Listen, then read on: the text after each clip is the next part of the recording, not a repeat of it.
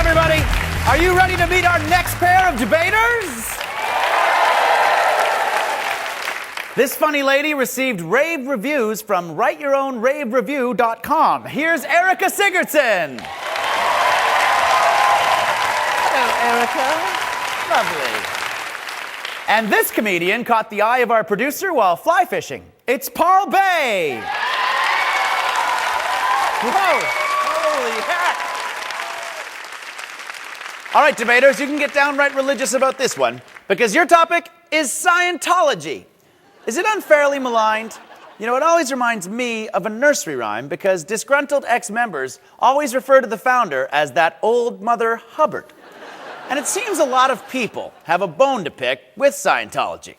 So, whereas people are entitled to their beliefs, whatever they may be it resolved that we should stop picking on Scientology.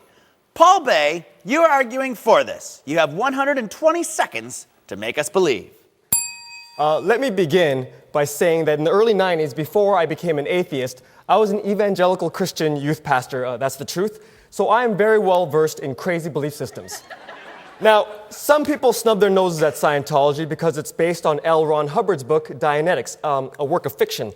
If that disqualifies a religion, then we wouldn't have any. Most religious books read like a poor man's Lord of the Rings.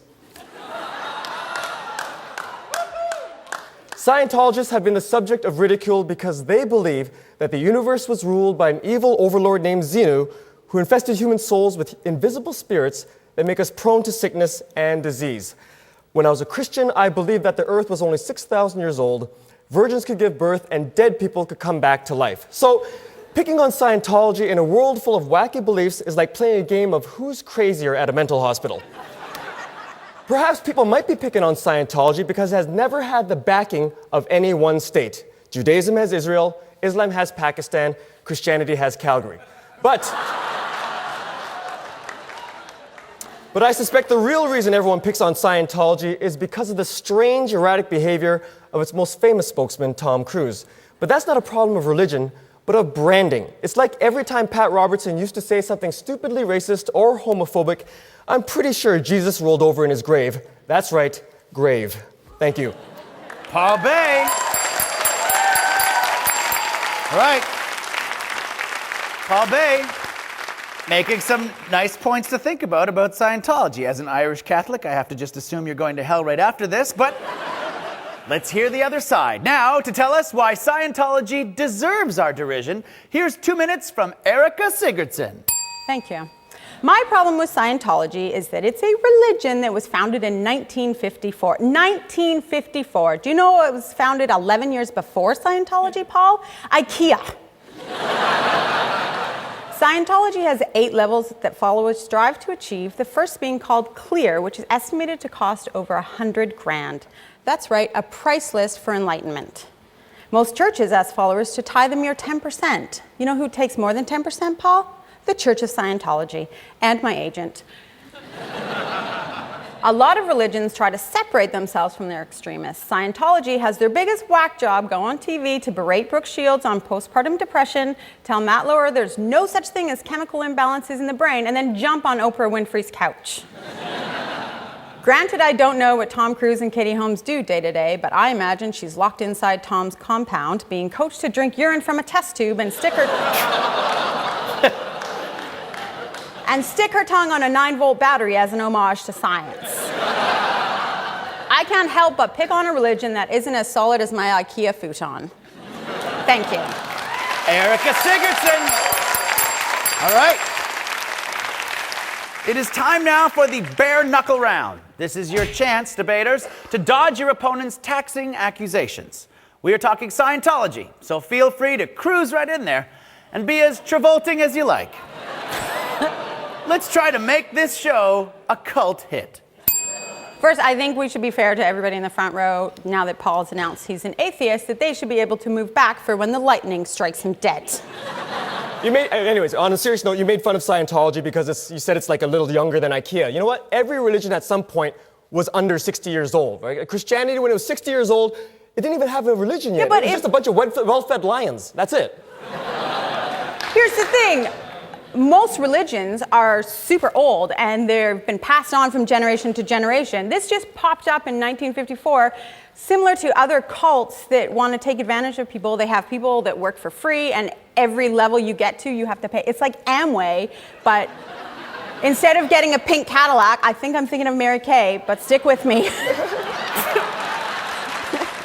If Xenu was here 75 million years ago, why did it take till 1954? L.Ron Hubbard was a failed science fiction writer, so he decided to make a religion. You can't make a religion out of everything. Like, I can't believe it's not butter doesn't set up a kiosk at the mall and charge people money for enlightenment. Thank you. You didn't notice the irony of what she just said? You just can't make a religion out of anything. We have. They're all over the world. That's what religion is. You make up stuff. That's the bare knuckle round, everybody. All right. It is time now for the firing line. In my hand, I have a list of questions on Scientology brought to you by Mixology. Because Dianetics makes more sense after a few stiff cocktails. Tom Cruise has publicly stated that Scientology helped him overcome what debilitating condition? Erica. Homosexuality.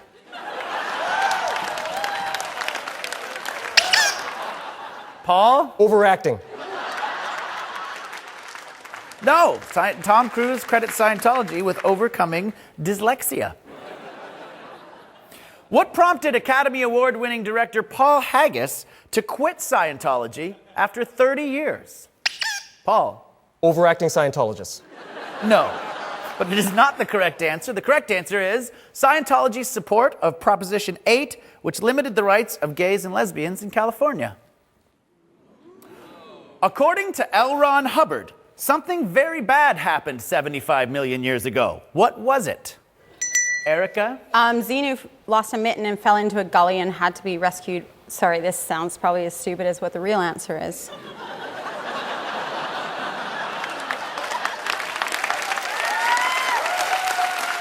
No.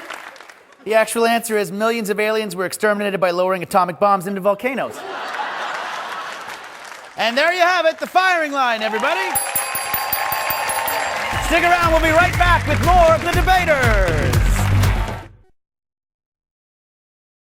Welcome back to the debaters. We're talking Scientology, and it's almost time for our studio audience to pick our winner. But first, here's one more minute from someone who puts down Scientology religiously. It's Erica Sigurdsson. Thank you. Any religious belief worth believing in is worth defending. So my attacks on Scientology are simply a test. A test sent from Xandor, Xenu's evil twin brother.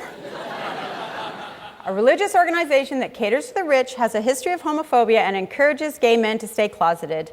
Wait, which one am I talking about again? Right, Scientology. You asked why their stories are crazier than biblical ones? Because on the West Coast, it does rain for 40 days and 40 nights. People can walk on water in Alaska, and any woman who's had laser hair removal can vouch for the burning bush.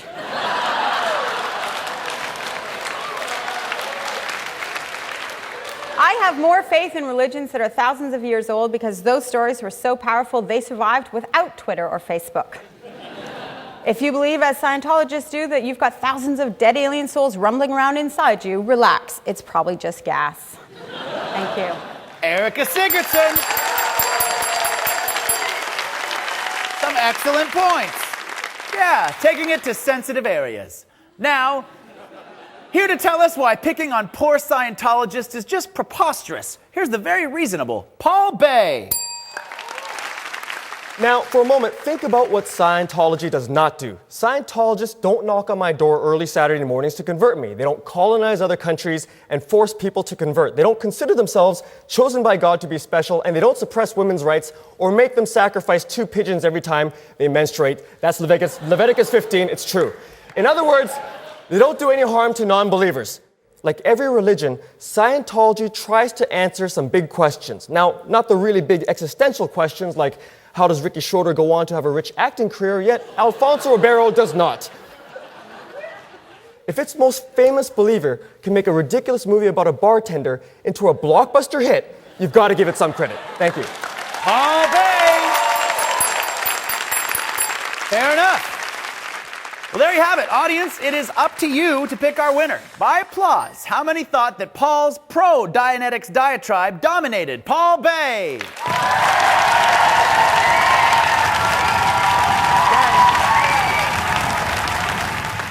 And who thought that Erica's anti-Scientology antics were out of this world? Erica Sigurdson.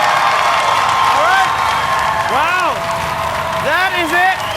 It is very close, but Erica Sigurdson is our winner. Scientology is ridiculous. Big hand for Erica Sigurdson and Paul Bay.